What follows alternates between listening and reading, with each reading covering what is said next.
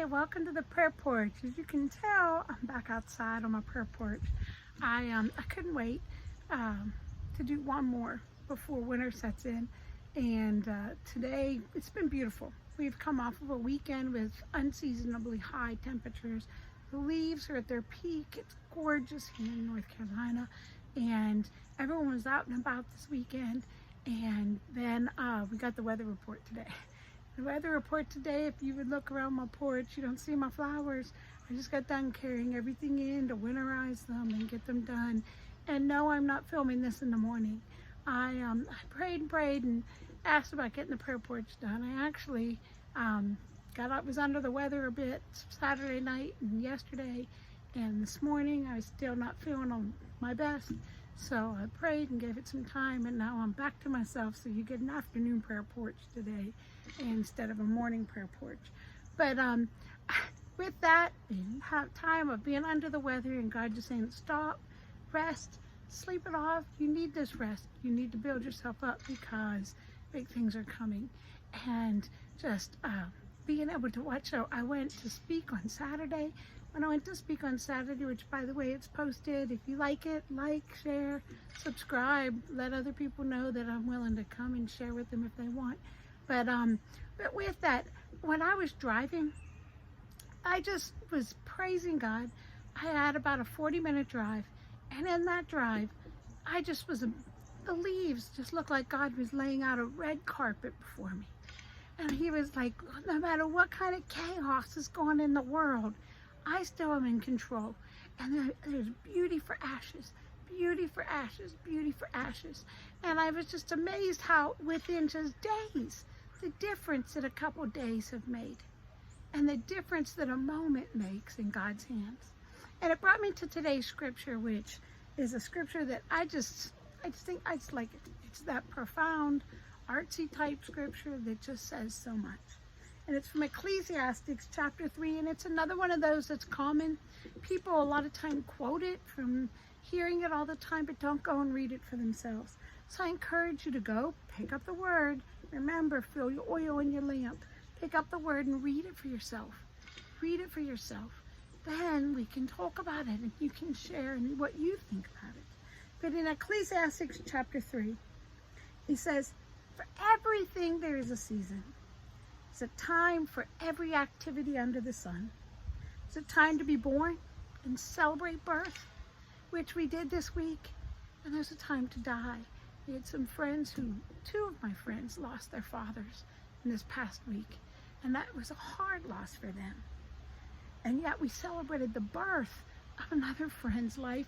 And I have two other friends posted on Facebook that they're due any time, and it's exciting. A time to plant, which I just put my bulbs in for the winter, and a time to harvest. I just took all my plants in. There's a time to kill and a time to heal. There's a time to tear down and a time to build up. Our deck needs refinished. It needs taken down and it needs to be rebuilt.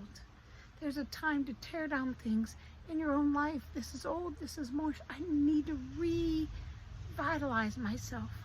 I need to be better than this. I need to let go of my old self and build anew. There's a time to grieve, a time to dance. There's a time to scatter stones, and there's a time to gather stones. There's a time to embrace. There's also a time you need to run away. There's a time to search. There's a time just to quit searching. Quit searching and accept what is. There's a time to keep and a time to throw away. There's a time to tear and a time to mend. There's a time to be quiet. Oh, that one's always hard for me. And a time to speak. Not so hard for me except for knowing when. A time to love, and this one's interesting, and a time to hate. There is righteous anger. You can hate what evil does in this world. There's a time for war and a time for peace. What do people really get for all their hard work? I have seen the burden God has placed on us all. Yeah, God has made everything beautiful for its own time. There it is. In His time. In His time. He has planted eternity in the human heart. But even so, people cannot see the whole scope of God's work from beginning to end. I look back on my life and there are times that I would never want to live over again. Times when I was abused in ministry, times that I lost my babies, times that I had lonely nights. I was single and thought I'd never get married. There were times when I watched my mother suffer and that ached my heart. There was a time when I lost my father and I wasn't expecting it at all. Those were hard times in my life. Not to mention the physically hard times, waking up without my hearing, losing my sight in a car accident. But you know what? I look back and I wouldn't trade any of those times now. Because it are those times that God refined me. That He took me and He was shaping me. And He let me realize that that which I lose here is waiting for me up there. He's laying me up those treasures in heaven and strengthening me for who I am in this life. He's transforming me. That tree behind me that holds such radiant color now will in a week or so be bare branches. It'll look dark and cold and lonely. It will lose its shade, seemingly its purpose. Will no longer provide shelter for birds or squirrels. The squirrel's nest will be exposed.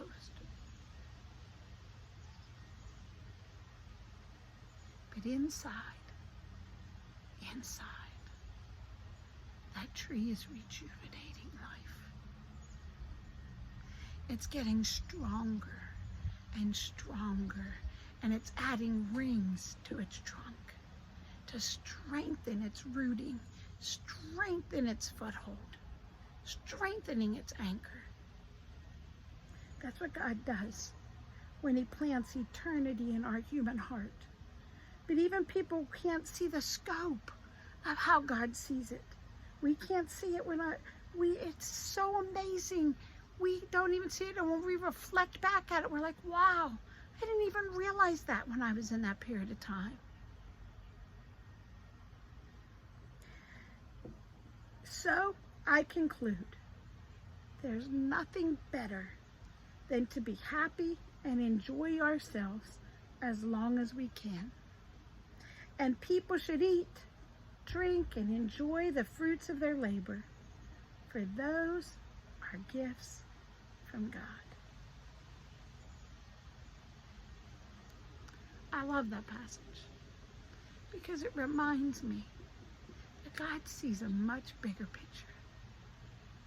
Nothing takes Him by surprise. And there is a time for everything. We wouldn't know joy if we didn't know sorrow. My mother used to always tell me there's no mountaintop without a valley. And the deeper the valley, the higher the mountain you have to look forward to. It's a time for everything. But we want to be in the right time. So feed on His word. Oil your lamp so you're prepared for whatever time or season you're in. If I knew frost was coming tonight and I thought, oh, I don't have to do anything because it's been 80 degrees for 3 days, I'd miss the time to save my plants.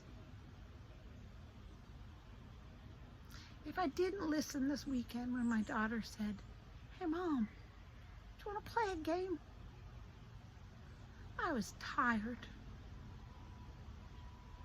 But my heart and spirit said, this is the time you've asked for.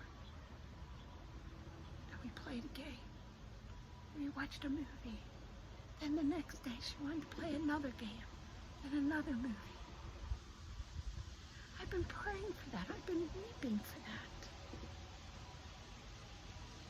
would have missed that time had I not looked at it from the right perspective. So, there's a time for everything. So I ask God, Lord, I come to you on this prayer porch and I ask that you not let me miss a single moment of what is in your time. Let me see your time through my eyes.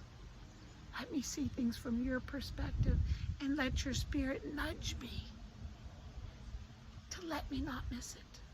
Just as you did the trees on the side of the road, I could have driven just looking straight ahead, and you said, no, look at the big panorama and see that it is good. And it was beautiful.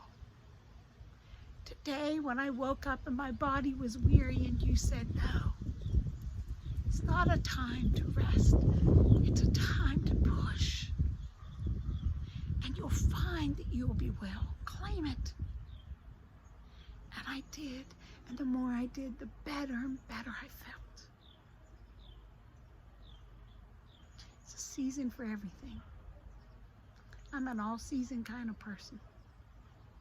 I like summer. I love fall. I love winter. I love spring. And then we're right back at summer again. I love that I live somewhere where God can remind me there's a season for everything. Don't miss the season. Don't get your bathing suit out when it's time for a snowsuit.